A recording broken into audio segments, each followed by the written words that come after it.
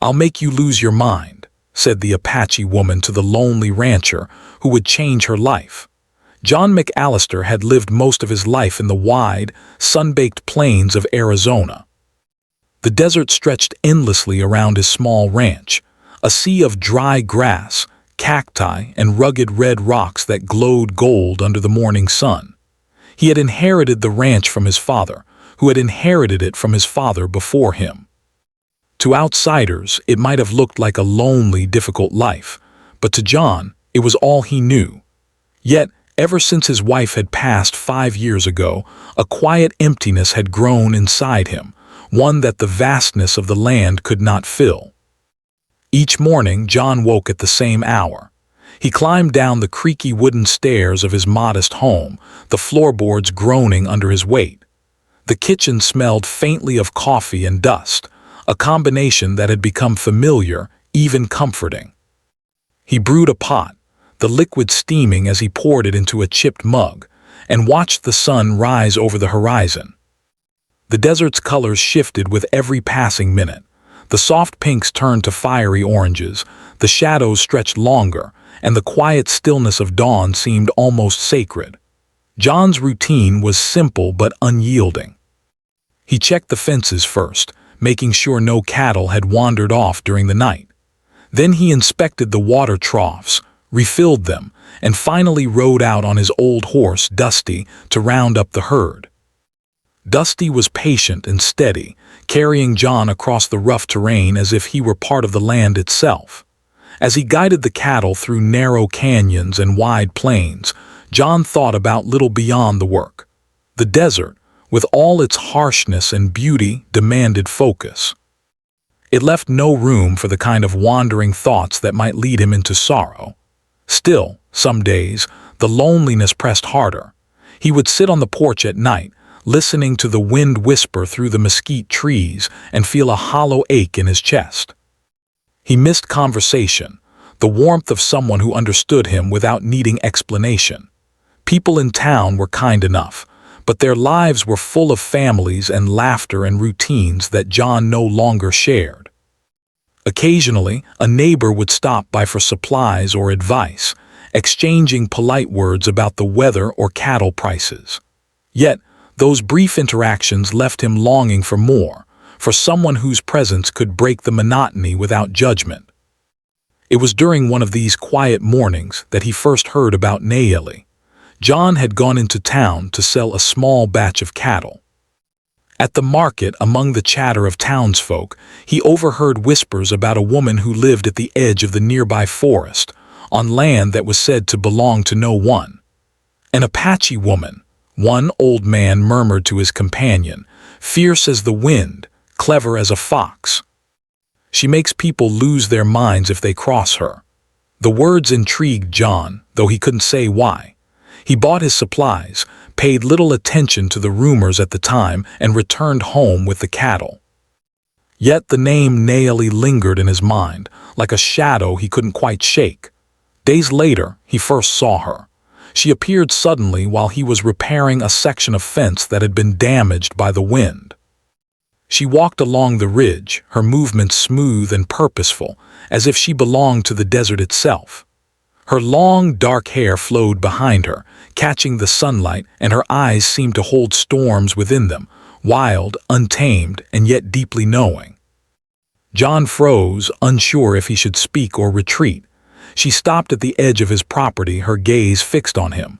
A small, almost mischievous smile touched her lips. "I'll make you lose your mind," she said, her voice calm but firm. John blinked, startled by the intensity of her words. He laughed nervously, brushing his hand across his weathered face. "You'll have to try pretty hard," he said, his voice rough from years of neglecting conversation. Nayeli only tilted her head, observing him with a curious expression. There was a power in the way she moved, a confidence that seemed foreign yet magnetic. She didn't approach any closer, but her presence filled the air, and John felt the strange pull of fascination. There was something about her that made him feel alive in a way he hadn't in years. The desert felt different with her there, as if it were holding its breath in anticipation. Over the next few days, he noticed her often. Sometimes she was near the stream that ran at the edge of his land, watching the water with an intensity that suggested she was seeing more than the surface. Other times, she appeared near the cliffs, her figure silhouetted against the sky. John couldn't explain why he felt compelled to follow her movements, to see where she went or what she was thinking. He felt a stirring inside him, a mixture of curiosity, fear, and excitement. The townsfolk's warnings about Nayeli returned to his mind. Some called her dangerous, a woman who could twist the minds of even the strongest men. But John felt no threat in her, only challenge and mystery. It was a different kind of energy, one that teased the edges of his heart and mind. He found himself wondering what her life was like, why she roamed the land so freely, and what stories she carried in her eyes.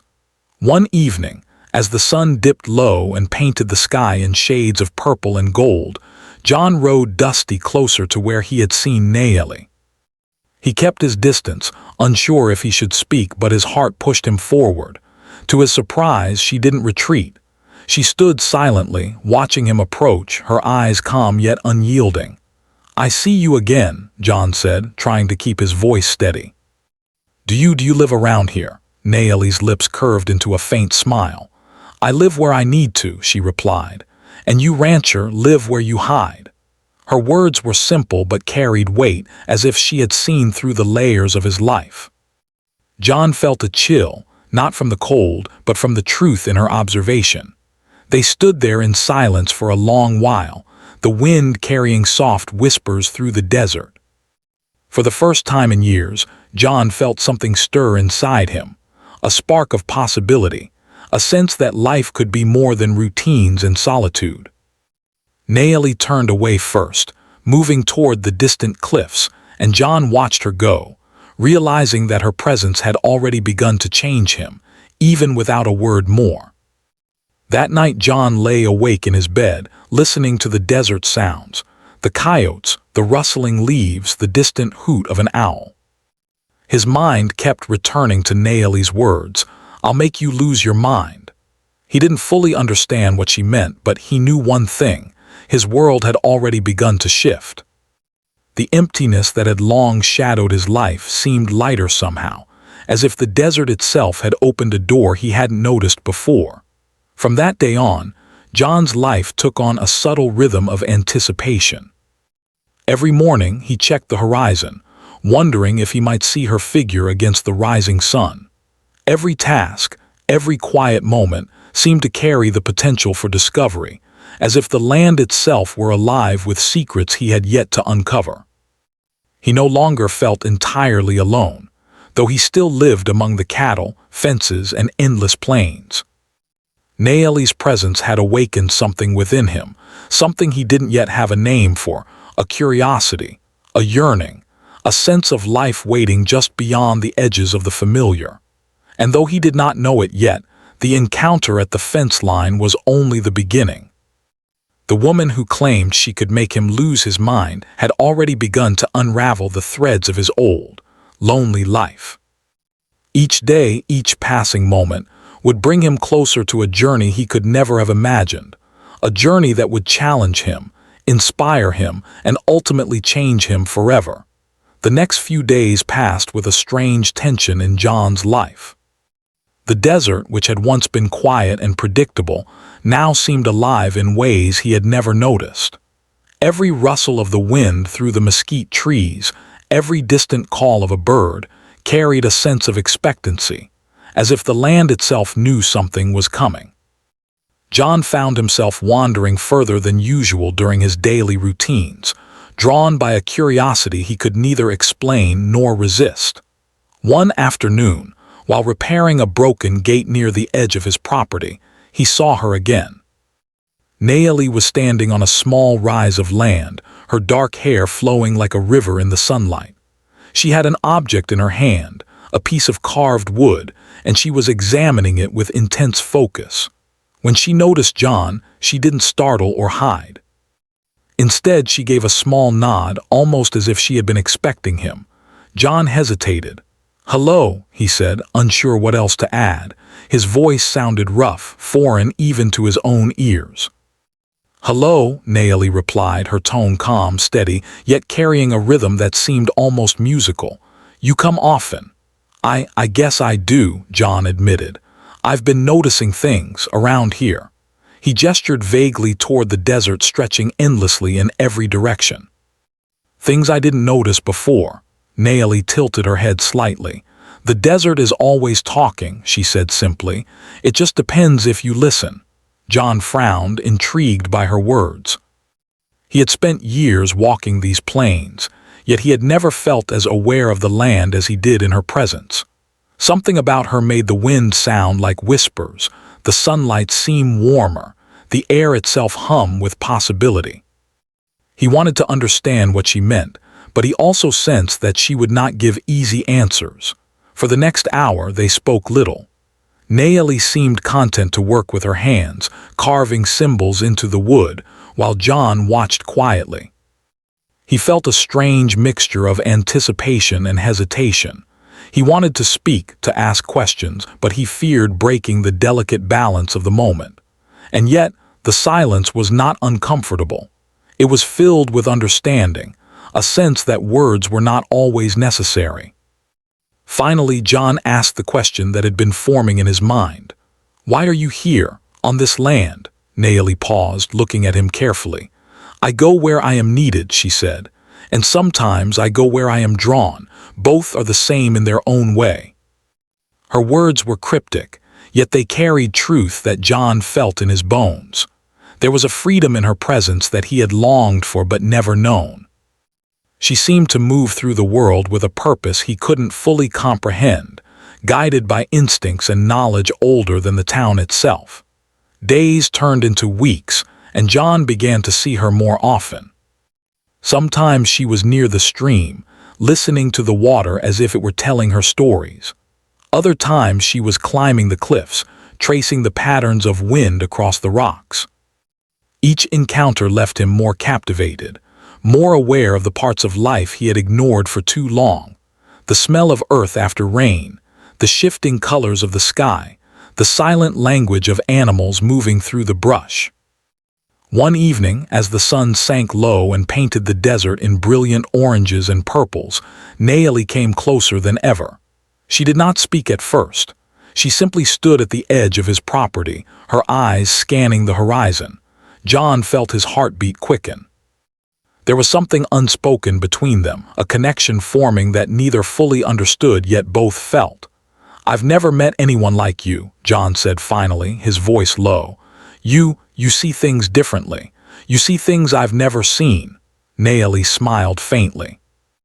"And you are learning to see too," she said. "But it is not only about seeing, it is about understanding, and understanding comes slowly with patience." John nodded, though he didn't fully grasp her meaning. But he felt a stirring inside him, a curiosity, a hunger for something beyond the routines that had defined his life for so long. Naomi's presence was like a spark in dry wood, small at first, but powerful enough to ignite change. Over the next few days, she began to teach him small things, not lessons in the conventional sense, but ways of noticing the world. She showed him how to track the paths of animals, how to understand the signs in the soil, and how to read the wind for approaching storms. At first, John felt clumsy, fumbling with knowledge that came naturally to her. But she was patient, never condescending, always guiding him with gentle corrections and quiet encouragement. John found himself looking forward to these moments more than anything else. Even the physical labor of the ranch, which had once been a dull routine, now felt alive with purpose.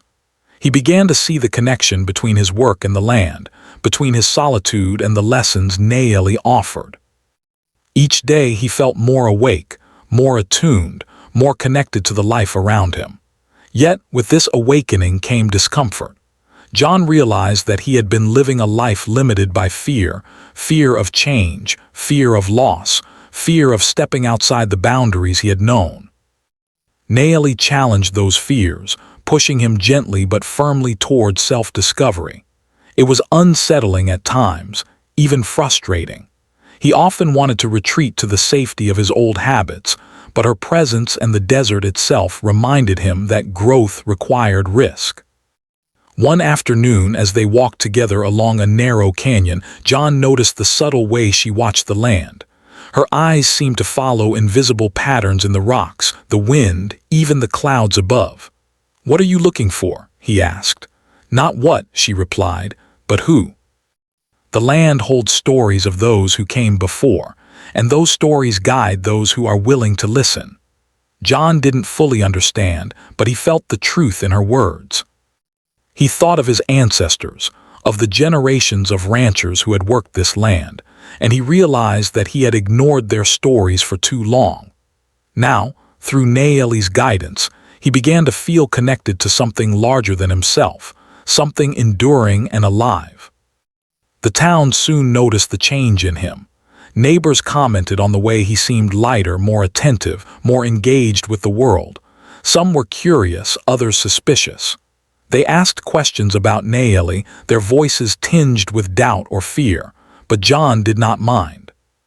He had come to understand that some truths were private, discovered only through experience, not gossip or speculation. One evening, as the stars began to shine brightly over the desert, John and Nayeli sat near a small fire she had built. The flames cast flickering shadows across their faces, and the quiet crackle of burning wood filled the air. For the first time, John felt the full weight of his emotions, the loneliness, the grief, the longing for connection, all mingling with a new sense of hope and possibility. "You have changed," Nayeli said softly, not as a statement but as an observation. John looked at her, unsure how to respond. I think you've changed me," he admitted, "but I don't know if I understand it yet." "You will," she replied, her eyes reflecting the firelight. "Understanding comes with time, and sometimes you must lose the old ways of thinking to see the new." Her words stayed with him long after she left that night. John lay awake, listening to the desert sounds, the rustling leaves, the distant calls of night birds, the whisper of the wind across the plains. He realized that he had been given a gift, one that could not be measured or contained. Nayeli had opened a door to a world he had ignored, a world alive with lessons, stories, and possibilities. By the end of the week, John knew that his life had changed in ways he could not yet define. He felt more alive, more aware, and more open to the unexpected. The desert no longer seemed empty or silent. It was full of energy, of life, of potential. And though he did not yet understand the full extent of Nayeli's influence, he welcomed it. For the first time in many years, he felt that he was exactly where he needed to be, and that the journey he had begun with her would lead him to discoveries beyond anything he had imagined. As the weeks passed, John felt the pull of change growing stronger. The desert, once a place of solitude and predictability, now felt like a living, breathing teacher. Every sunrise brought new lessons, every gust of wind whispered secrets, and every shadow seemed to hold mysteries waiting to be discovered. Nayeli had become a part of his daily life, not always present, but always influencing him, guiding him to notice things he had overlooked for years. It began with small things. John noticed the way the cacti leaned toward the sun, the patterns the birds made when they flew in formation, and the quiet rhythm of the creek that ran along the edge of his property. Nayeli had taught him to observe, to listen, to feel the land rather than merely work it. At first, it was frustrating. He was used to action, to fixing fences and tending cattle without stopping to think about the world around him. But slowly, he began to understand that observation was a kind of work too, a different kind of labor, one that required patience, attention, and humility. One morning, John found Nayeli standing near the old oak tree at the center of his ranch. She was holding a small bundle of herbs, their green leaves glistening with dew. She looked at him and smiled, but it was not a casual smile. It was a smile that carried meaning, challenge, and promise all at once. "Good morning," John said, tipping his hat. "Good morning," she replied. "Are you ready to see something new today?" John hesitated. "I think I am," he said, though part of him still felt uncertain. The desert had taught him caution, and Nayeli's presence had taught him curiosity, but a deep part of him wondered if he was truly prepared for whatever she had in mind. She handed him a small bundle of herbs. "Smell this," she instructed. John bent down and inhaled. The scent was strong, earthy, and unfamiliar. He felt a stirring in his chest, a strange mixture of fear and excitement. "These grow only in the quiet places," she said, "and they teach those who are willing to listen." John looked at her, puzzled. "Teach?" he asked. Nayeli nodded. "Yes, everything has a lesson if you pay attention.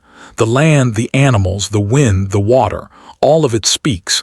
You just have to learn the language." They spent the day walking across the ranch, Nayeli pointing out subtle signs that John had never noticed before. A broken branch revealed the path of a coyote.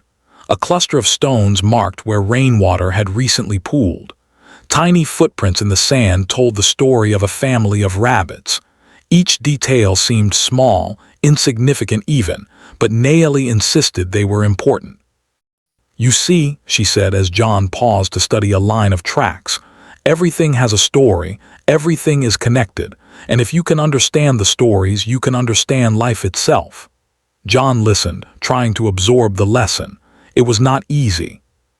His mind, shaped by years of hard labor and solitude, resisted at first. He wanted results, proof, something tangible. But Nayeli was patient. She didn't rush him, didn't demand that he understand immediately. She simply guided, watched, and allowed him to discover for himself. The change in John did not go unnoticed by the town. Neighbors began to comment on the difference in him. Some were impressed by his newfound attentiveness and calm. Others were suspicious, whispering that Nayeli's influence might be too strong, that she was changing him in ways they could not understand. John heard the rumors but paid little attention.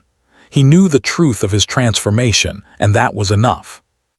One afternoon, as they worked near the old barn, a crisis arrived unannounced. A sudden thunderstorm rolled across the desert, dark clouds blotting out the sun. The wind picked up, whipping through the trees and rattling the barn doors. Rain began to fall in heavy sheets, turning the dusty ground into thick, slippery mud. John's cattle, startled by the storm, began to scatter in all directions. John felt a surge of panic. He had handled storms before, but this one was stronger, wilder than any he had seen in years.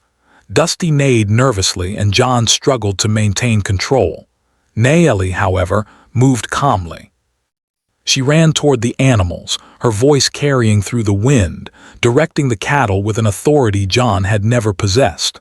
"Follow me," she shouted, her voice cutting through the chaos.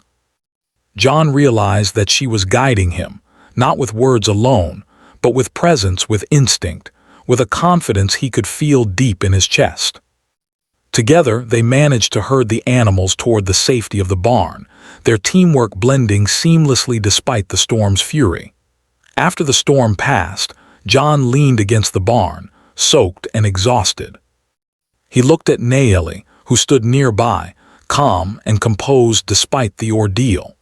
He felt a deep gratitude, a recognition that her teachings had prepared him for this moment in ways he could not have imagined. "You saved them," he said finally, his voice still catching from the adrenaline. "We saved them," she corrected gently. "You learned, you listened, and that is why we succeeded. Alone, either of us might have failed. Together, we are stronger." John nodded, feeling the truth in her words. He realized that the lessons Nayeli had been teaching him were not just about the land, the animals, or observation. They were about life itself, about trust, courage, awareness, and the willingness to step beyond the familiar. Over the following days, their bond deepened. John began to share stories of his past, of his wife, of his struggles with loneliness and grief. Nayeli listened without judgment, her presence offering comfort and understanding that words alone could not provide. In turn, she shared fragments of her own story, the history of her people, the ways she had learned to survive and thrive in a world that often misunderstood her. Through these exchanges, John began to see the depth of her wisdom, the strength in her vulnerability, and the courage it took to live life fully, without compromise. He understood more clearly than ever that Nayeli's challenge, to make him lose his mind, was not meant to harm him. It was meant to awaken him, to help him shed the limitations of his old life and embrace the possibilities that lay before him.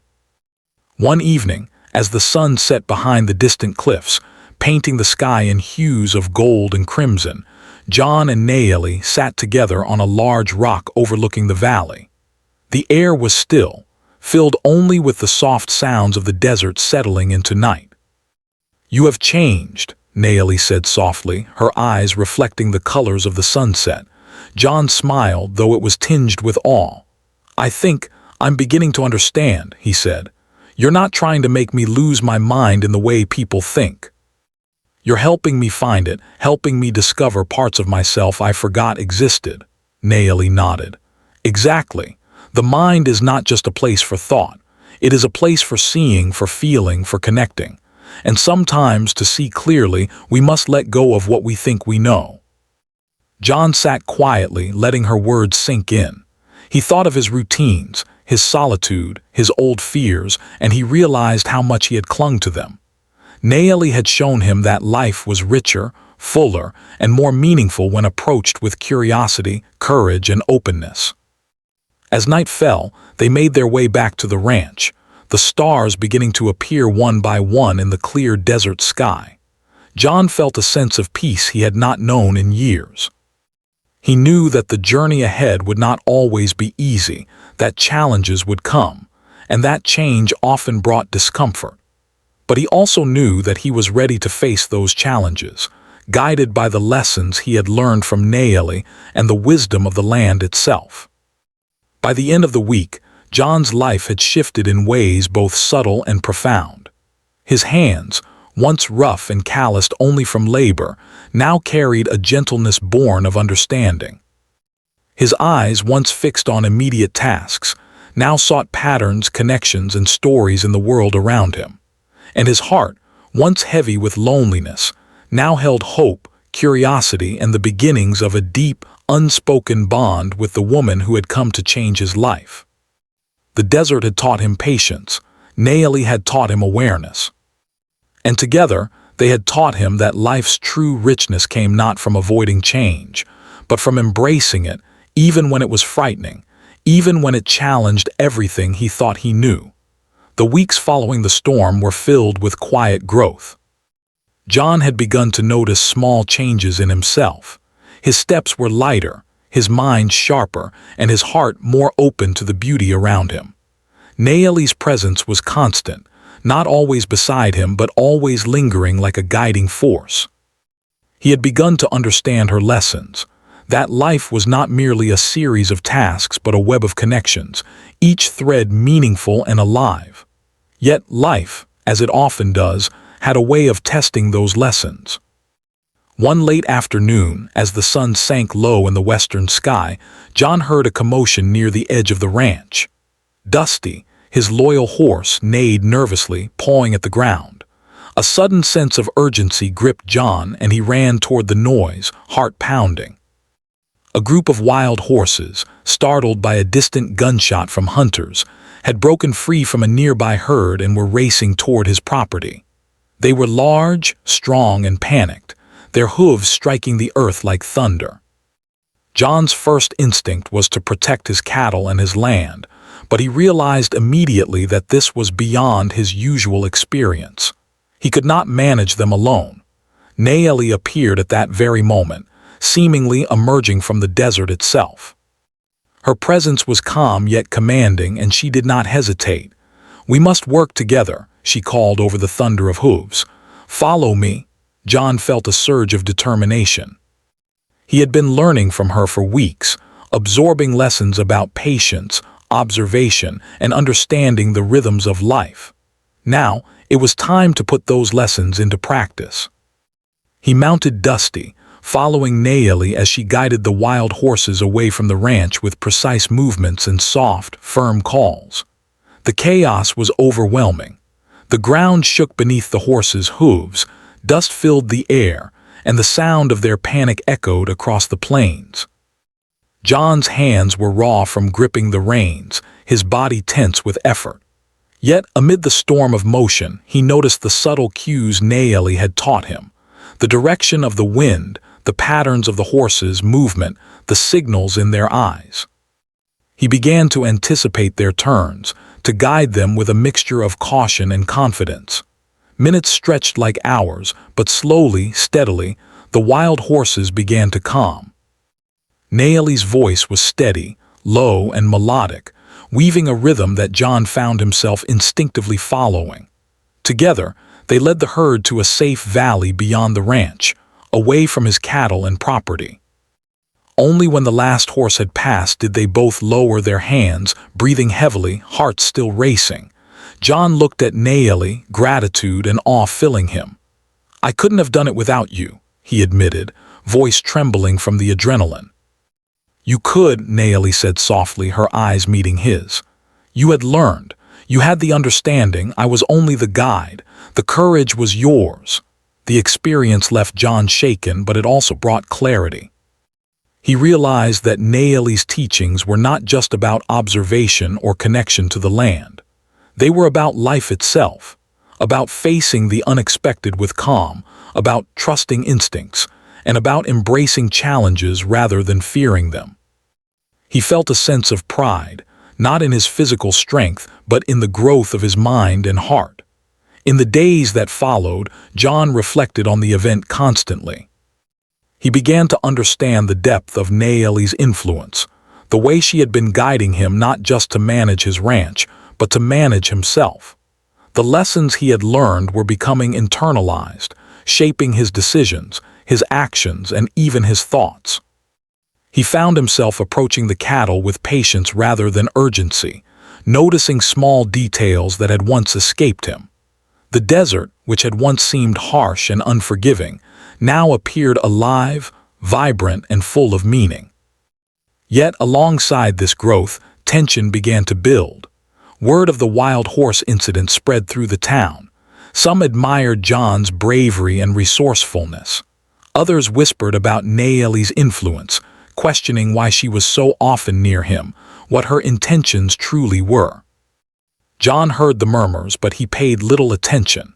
His connection with Naeli and the land was stronger than any gossip, stronger than any fear.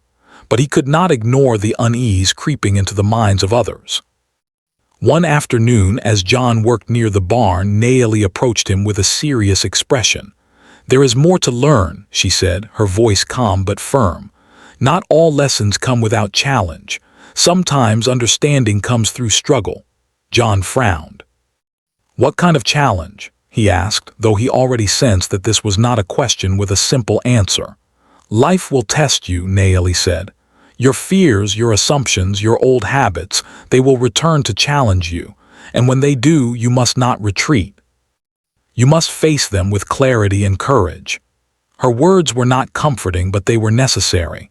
John knew she spoke the truth. He had experienced small glimpses of this already, the panic of the storm, the strain of guiding the wild horses. But Naeli's warning suggested that a greater trial lay ahead, one that would push him further than he had ever gone before. A few days later, the trial arrived in an unexpected form. A severe drought struck the region, leaving the ranch's water supply dangerously low. The creek that had been their lifeline began to dry, and the cattle grew restless and thirsty. John felt the familiar anxiety rising, the urge to panic and act without thought. But he remembered Naeli's lessons, and he paused. He observed the land, the remaining water sources, and the movements of the animals. Naeli was beside him, silent at first, watching him with careful eyes. "Remember what I taught you," she said softly. "Patience, observation, understanding. The solution is not in force, but in thought and care." Together, they worked tirelessly, digging small channels to conserve water, moving the cattle to areas with remaining moisture, and using every method John had learned over the past weeks. It was exhausting work, but it was also deeply fulfilling. John realized that he had grown far beyond the lonely rancher he had been. He was now a man capable of facing crises with wisdom and resilience, guided by both knowledge and intuition. By the time the drought began to ease, John had changed in ways even he could not fully articulate. He had discovered strength within himself, patience he had never known, and an understanding of the land and life that was profound and humbling. Naomi's words echoed in his mind. Sometimes, you must lose the old ways to find the new. The shared experiences of the storm, the wild horses, and the drought forged a bond between them that went beyond words. John began to see Naomi not just as a guide, but as a companion in life's journey, a presence that challenged, inspired, and strengthened him in ways he had never imagined. One evening, as they sat beneath the vast desert sky, John spoke quietly. "I understand now," he said, looking at the stars. "I see the lessons, the challenges, the meaning in everything you've shown me, and I feel different, stronger, open." Naomi smiled, a gentle expression that seemed to light up the night. "And this is only the beginning," she said. "Life will continue to test you, but now you are ready. You have learned to see, to listen, and to act with wisdom. You have found the courage to face what comes." John nodded, feeling a deep sense of peace and clarity. He realized that the greatest lessons were not about controlling the land, the animals, or even his own circumstances. They were about controlling himself, his mind, his heart, and his perceptions. Naomi had taught him that true strength came from understanding, awareness, and the willingness to face life with openness, even when it was frightening or uncertain. By the end of Part 4, John had transformed significantly. He was no longer the lonely, fearful rancher he had been when Naomi first appeared at his property. He had grown in patience, wisdom, and courage, and he understood that the challenges he faced were opportunities for growth. Naomi's guidance had opened a new chapter in his life, one filled with discovery, resilience, and the promise of deeper connections to the land, to life, and to the people and experiences yet to come. By the time the last traces of the drought faded and the desert returned to its calm rhythm, John McAllister felt a sense of completion he had never known before. The ranch, once simply a place of work and solitude, had become a living classroom, teaching him lessons about patience, courage, and connection. He walked among his cattle with a careful eye, observing their behavior, noting the subtle signs of their health and comfort.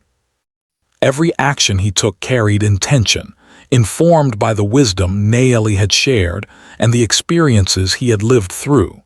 Naomi had become an inseparable part of his life, though not by constant presence. She appeared when the land and the moment called for her, guiding John through situations both ordinary and extraordinary.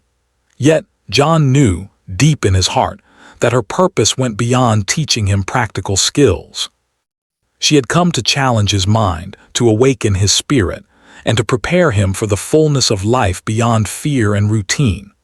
One morning, as John repaired a fence along the northern boundary of the ranch, he saw her approaching from the distance.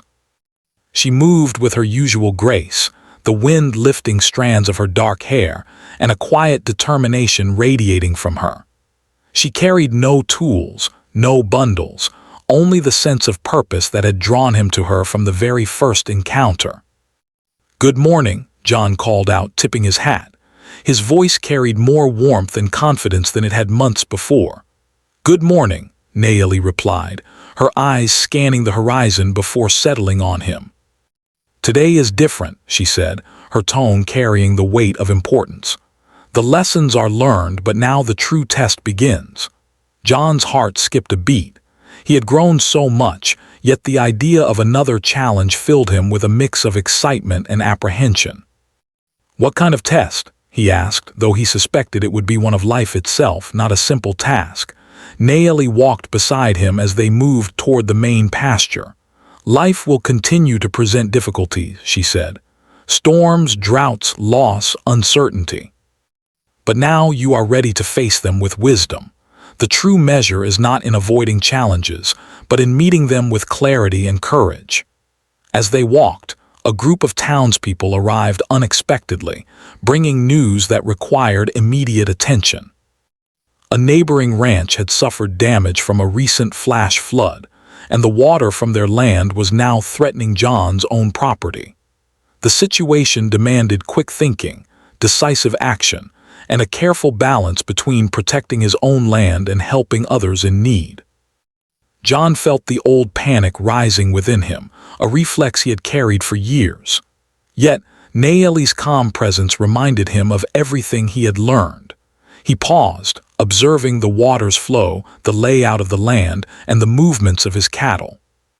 He remembered the lessons of the storm, the wild horses, and the drought. He thought of patience, observation, and trust in his own instincts. "Focus," Naeli said softly, as if reading his thoughts. "You know what to do, trust yourself." With her guidance and his own growing confidence, John organized a plan. He built temporary channels to redirect the water, reinforced vulnerable fences, and coordinated with the neighboring ranchers to prevent further damage.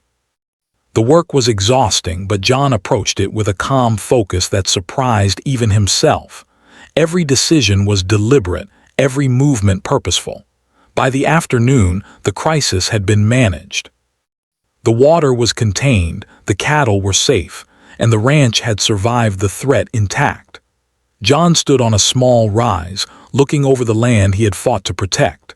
The sense of accomplishment was profound, but deeper still was a feeling of transformation. He realized that the challenges he had faced were not just tests of strength or skill. They were opportunities to grow, to see himself and the world with clarity, and to embrace the life he had once feared to live fully. Naeli joined him on the rise, her eyes reflecting pride and quiet approval. "You have changed," she said. "Not just in what you do, but in who you are. You have learned to trust, to observe, to act wisely, and to face life without fear. This is your mind, your heart, your spirit fully awakened." John looked at her, a mix of gratitude and awe in his expression. "I don't know how to thank you," he said. "You've shown me so much. You've changed my life." Naeli smiled gently. "The life was always yours to live," she said. "I only helped you see it. Now you are ready to carry it forward, to make choices that are true, brave, and alive." For the first time, John felt the depth of her influence without fear or resistance. He realized that Naeli's promise to make him lose his mind had been fulfilled in a way far greater than he could have imagined. He had lost his old limitations, his fears, and his narrow ways of seeing the world. But in their place, he had gained insight, courage, and a life rich with meaning and possibility.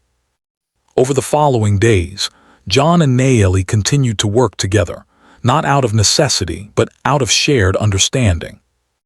They repaired fences, tended the cattle, and explored the surrounding desert, discovering hidden valleys, quiet springs, and secret paths known only to those who paid attention.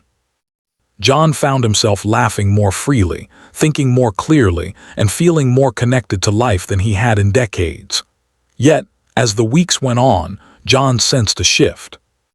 Naeli had always moved freely, never fully staying in one place, and he realized that her presence in his life was not meant to be permanent. One evening, as the sun dipped below the cliffs, casting long shadows across the desert, she spoke softly. "My time here is coming to an end," she said. "You are ready, John. You can walk the path you have learned with courage, clarity, and heart. I will always be a part of your journey, but the next steps are yours alone." John felt a pang of sadness, a reluctance to let go of the presence that had transformed his life. I don't want you to leave," he admitted, his voice quiet, almost a whisper. Naeli reached out and placed a hand gently on his shoulder. "I do not leave," she said. "I am part of the wind, the land, the lessons you carry within you. You will see me in every sunrise, in the rustle of leaves, in the flowing water. I am not gone because you are awake now, and the world itself will guide you as I have."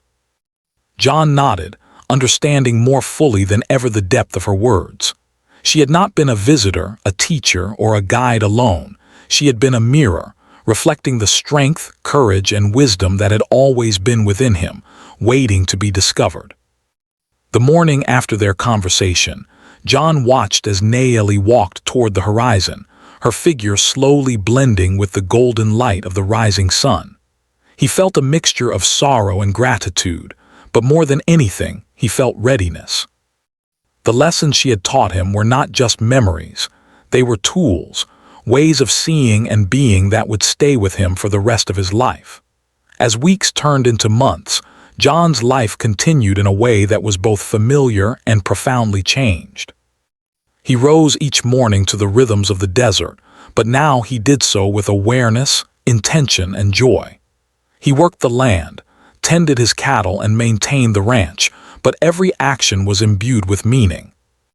He noticed the smallest details, the flight of a bird, the patterns in the clouds, the subtle shifts of the wind, and he understood their significance in ways he never had before. The townspeople began to notice the change in him as well.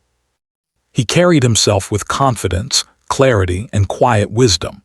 He was no longer merely a rancher managing land and animals. He was a man fully engaged with life, aware of the interconnections around him, and capable of facing challenges with courage and insight. Some of the townspeople asked about Nayeli, curious about the woman who had influenced him so profoundly. John smiled, saying only that she had been a teacher in the most important lessons of life, lessons that could not be taught by words alone. One evening, as John stood on the porch watching the sun set over the desert, he felt a sense of peace unlike anything he had known. The air was warm, the colors vivid, and the silence of the land carried the gentle hum of life. He thought of Nayeli, her presence, her lessons, and the ways she had transformed him. He realized that he had lost the old version of himself, the fearful, lonely rancher, but in that loss he had found a richer, fuller life. John smiled softly, feeling a deep sense of gratitude. The land, the cattle, the desert, all of it was alive with meaning. The lessons Nayeli had taught him would remain forever, guiding him, shaping him, and inspiring him to live fully. He understood that life was not about avoiding challenges or clinging to the familiar, but about embracing the unknown, learning from it, and allowing oneself to grow in the process. As night fell, John looked up at the sky filled with stars. Each one seemed to shine with possibility, reflecting the light he now carried within himself. He knew that Nayeli's influence would always be with him, not as a constant presence, but as a quiet, enduring wisdom woven into the fabric of his life. And in that knowledge he felt complete, ready for whatever the future might hold, and certain that the life he had longed for, rich, meaningful, and fully awake, was finally his to live.